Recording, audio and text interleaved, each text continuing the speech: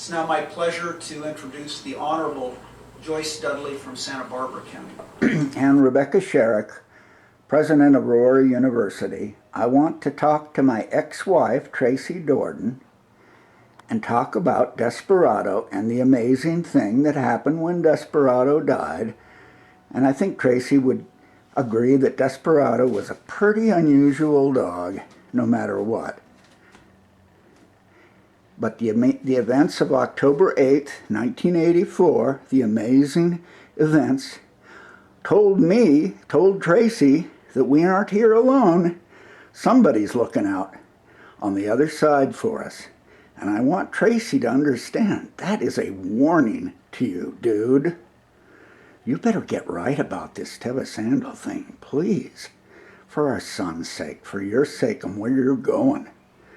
All right, so everybody, I'm going to try to quickly tell the story of my dog, Desperado, who came to me a couple of days after Uncle Jim died in September of 1973. She came to me at Jackmar. She said, "I'm your dog." And it took me about a week to be convinced I didn't want a dog. I had an apartment. I didn't want a dog. But the song Desperado was out on on an album that Jerry and I had in our Rosemead apartment.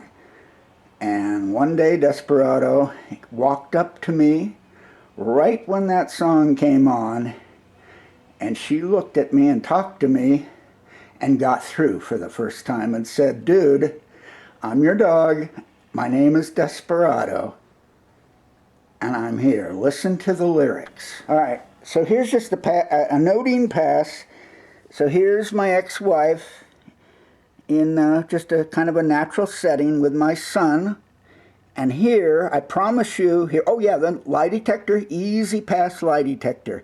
Here's Desperado and me above Lake Tahoe the very day I designed the Tevasandal, and it's afterwards. I designed the Tevasandal, had that amazing thing happen in the motorhome, the Dolphin motorhome. Then we came up the hill above Lake Tahoe. That's where this picture was taken. So Joyce Dudley, Desperado came to me, or looked at me. She didn't have to come to me. In Santa Barbara, right down the street from your offices on Figueroa in that apartment. She looked at me and said, "I'm sick." She appeared completely fine, was very energetic for an 11-year-old dog, amazingly energetic. We took her to the beach every day, Hendry's. She ran like the wind, but I believed her, and we were just setting out to go on the road, so I had to do something about it quickly. So I started taking her to vets. I only took her to 2, actually, but the second vet was a specialist way the heck down in Fullerton, I think, that I had seen in a book. Took him to her. He did a full examination, said, "Your dog is fine." I said, "You know, she told me she was sick. You got to do more tests." He did more tests, called me up a couple of days later, said, "This is the first time this has ever happened. Your dog has a stage 1 lymphoma with no symptoms." Never had a dog come to us with no symptoms. Didn't do any good. She died October 8th, 1984 in Pasadena, about 9 months later. And the worst part of the whole thing is I knew I was not going to make her suffer, Joyce. I was not going to make her suffer, Rebecca. She was definitely my soulmate. I can tell you just so many stories, but I was not going to make her suffer, and I knew it was going to have to be my decision, and it was the worst evil thing I ever had to face in my life. Losing my greatest fan, Grandpa Crimmy, true designer of the Rose Bowl. His boss, Myron, didn't do it. Also, he was working on University of Riverside when he died. Just destroyed my life. Thank you, Grandpa. August 21st, 1955. But he came to me, helped me design the Tevasandal. Rebecca Sherrick, I promise. I promise you, Joyce E. Dudley, Lake Tahoe, inside the motorhome, just told the doctor I wasn't going to let Desperado be treated anymore. The cancer treatment was horrible for her. And I saw a guy's foot come down on the sidewalk. Boom! Lightning bolt went off. Grandpa Crimmy came to me and the Teva sandal came to light. Later that day, I called Doug Otto. I said, Doug, I did it. Because earlier I had said, if you make me the designer, I'm going to come up with something that's going to save Deckers. That day I said, Doug, I did it. Grandpa, you know, he let it sit in the back room for 2 years. And then they cheated me out of everything, Grandpa Crimmy. They cheated me out of everything, Grandma Crimmy, and David and Nancy, and Foo-Foo. So October 6th, 1984. Desperado looked at me. She said, it's time.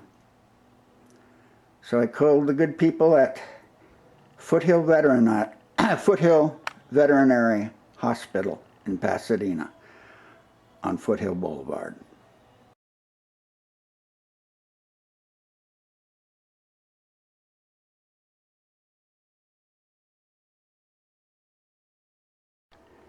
Now I promise you, it's the most amazing thing that you've ever heard.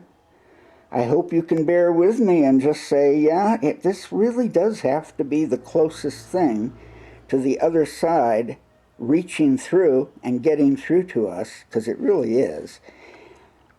What happened was I called the hospital, the veterinary clinic, and I said, Monday morning, we set an appointment. We went Monday morning, by that time I had to carry Desperado around. She was in very bad shape.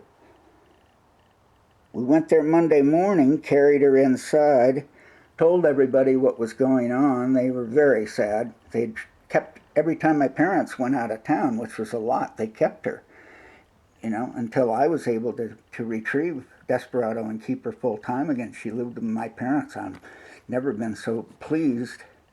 It was all we could do. She had to be with somebody. She could not be left alone.